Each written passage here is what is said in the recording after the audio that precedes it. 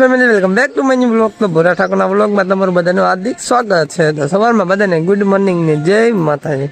તો ફરીવાર આપણે આવી ગયા છીએ બ્લોગમાં. તમને બધાને બતાવી દીધો કાલનો ફેક્ટરીનો લુક. તો બ્લોગમાં આવીને આપણે સવારમાં બ્રશ કરીને મોઢું ધોઈને આપણે આવી ગયા છીએ. અને લાગતું રહેશે કેમ કે મોઢું ધોઈને બધાને ખબર તો પડી છે.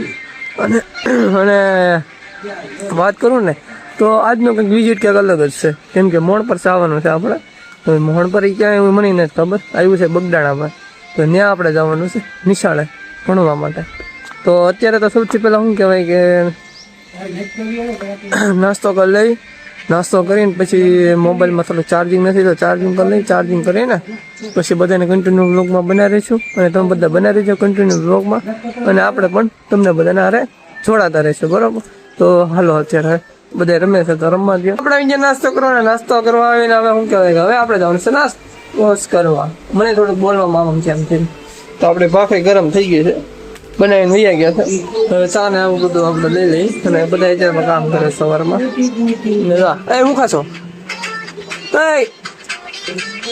શું ખાશો? અત્યારમાં ખાવાનો હોય? આના મોઢામાં પાણી આવતું હોય છે. જસ્ટીને ડૂડી ડૂડી ડામ ડામ.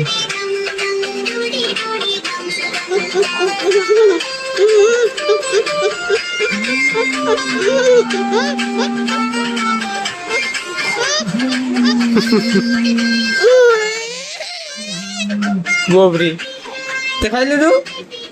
હે ખાઈ લીધું? અત્યારે બીજી છે ત્યારે લોલીપોપ લઈ આવી છે. ચાલો નાસ્તો કરી લો. ફ્રેશ થઈને ફ્રેશ કરીને આવી જાવ. અમારે કમા આવી જશે, બધા આવી જશે. તો હવે જવાનું છે આપણે કામ અપવાર. તો આજનો વિઝિટ છે આપણો ગામડાનો. એ પણ બગદાણા ભાઈ મોડ પર એવું ન્યા, બરોબર? તો ન્યા જવાનું છે. બધા રાહ જોવે છે. તો હવે જઈએ. બધા ભાઈઓ આવે છે બહાર ધીમે ધીમે. તમારે કમો આવી ગયો છે. કમા તમારા ઘર પાસે ડેમ ભર્યો? તારા ઘર તો છે.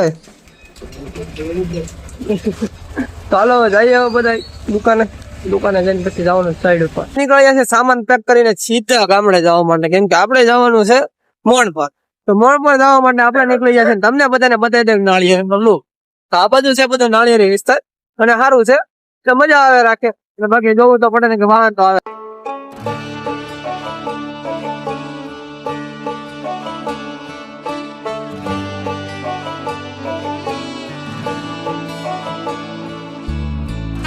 પેટ્રોલ લખાય. હવે આપણે ચડી જઈએ નેશનલ હાઈવે ઉપર. તો આપણે જઈ રહ્યા છીએ હવે મોડ પર. તો મોડ પર તમે ઘણી કર્યું કીધું તો હાઈસ્કૂલ સરકારી સ્કૂલ નું કામ કરવા જવાનું છે, બરોબર? એટલે પછી માં જાય છે આપણું ટ્રેક્ટર પૂગી જાય તો પુગાડી જઈ. બાકી અત્યારે તો આપણે નીકળી ગયા છીએ.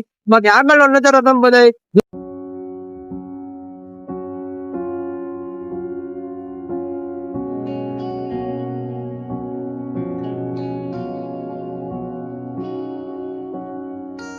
આપણે પહોંચી જઈએ મોણપર ગામમાં. તો આપણે આવી જઈએ સ્કૂલે આવીને આપણે બધી સ્કૂલની હજી તો સ્કૂલનું ઓપનિંગ એ નથી થયું.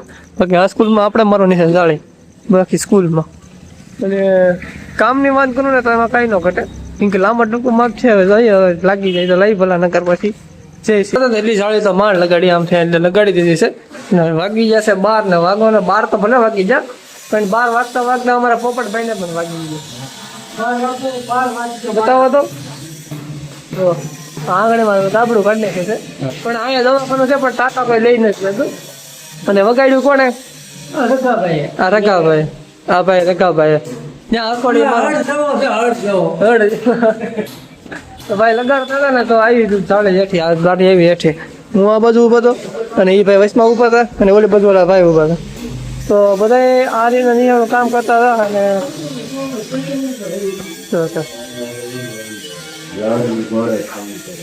એને ખબર જ ન પડે કે કેમ કામ કરવું. એની રીતે પતપતાની રીતે કામ કરે રાખે. બાકી માણસોને વાગી જાય કઈ ન જોવા.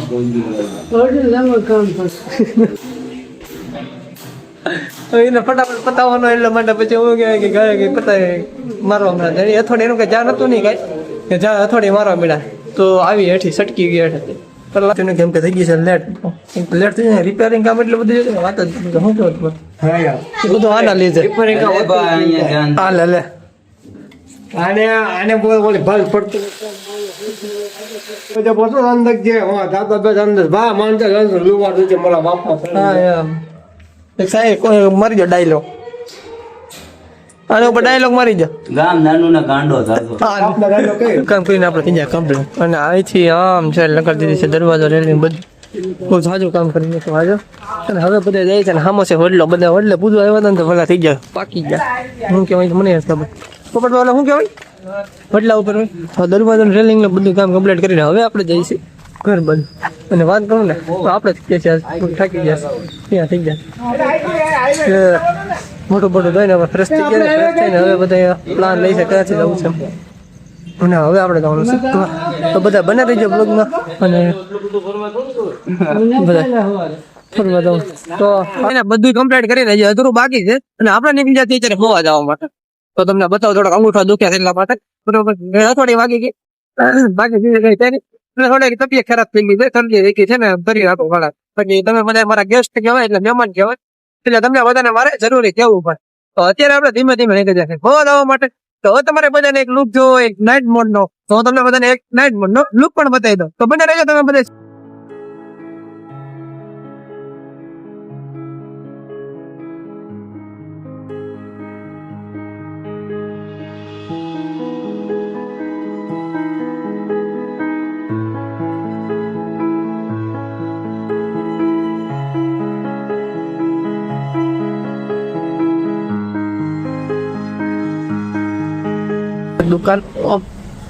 દુકાન ખોલીને હવે મેં કીધું હવે થોડી વાર આપણે બેસીને આરામ કરીએ કેમ કે ટાઈટ લાગી છે અને હવે બધા ઓલો ભાઈ આવીને જોયું છે દુકાને ચેતનભાઈ આવ્યા હતા દુકાન તો બંધ હતી લાઈટનો બધું ચાલુ હતું દીવાબત્તી થઈ ગયા હતા બરોબર તો એ બધું દેખાડતા હવે હું કહેવાય કે હવે મારે થોડું જવાનું છે દવાખાને કેમ કે તમારા પૈસા નથી થોડીક મજા તબિયત થોડી ખરાબ થઈ ગઈ છે કેમ કે અમે એવું છે કે થોડીક શું કહેવાય પેલા ઉધરા ચાલુ થાય પછી માથું દુખો અને પછી ઉધરા આવે અને પગ ને એવું બધું કળે છે ત્યાંથી કોને ખબર હું છું રામ જાણે એ ખબર જ નથી પડતી તો મારો ભાઈ નાનો લેવા આવે છે મને તો હું આગળ જઈએ ને દવાખાને જવાનું છે તો દવાખાને દવા લઈને પછી આપણે ઘરે જઈશું અને પછી આરામ કરવાનું છે કીધું ભાઈ લઈને મૂકીને હવે સીધા દવાખાને જઈને આપણે આવી ગયા છીએ જ્યારે ઘરે થઈ ગયું છે મોડું અને શું કહેવાય અમારે સસિંગ આવે છે ને દવા લઈ આવે છે ફ્રી બોટલ ને બધું છે તો ઘરે આવી જશે સસિંગને વિડીયો બનાવવાનો કઈ ટાઈમ મળ્યો નહીં કોઈ મારી વાટે હતો પણ હવે હું જ મોડો આવ્યો 9 વાગી ગયા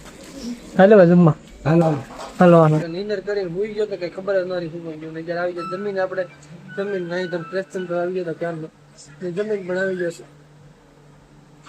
ખાતો ગોવાર બટેટાનું શાક ને હોથા કાઢી કેમ કે ભૂખ જ એવી લાગી તો પછી સારું કહેવાય ત્યારે ભૂખ આમ લાગી તો અત્યારે આપણે આવી ગયા છીએ જમી કાઢીને પાછા બરોબર તો દવા આપણા ટીકડા તૈયાર થઈ જશે આ એક દિવસ ને એટલી છે તો કાલે ફેર ન પડે ને તો કાલે પાછું જવું પડશે આવટાણે એમ કીધું છે એટલે કે 7-8 વાગે બરોબર તો અહીંથી મારો બ્લોગ પૂરો કરું છું હું હવે ટીકડી પી લઉં દવા પીને પછી હોઈ જાય આરામથી બરોબર તો આજનો બ્લોગમાં તમને બધાને ફરવાનું બહુ કીધું અને ઘણું બધું બધા અને આપણે જતા બાય સિટી ગામડે બરોબર તો આજનો બ્લોગ તમને બધાને ગમ્યો હોય તો લાઈક છે અને સબસ્ક્રાઇબ કરી નાખજો કરી નાખીને બાકી મળશું સવારના નવા બ્લોગમાં બધાને ગુડ નાઇટ જય માતાજીને જય માં મેલડી.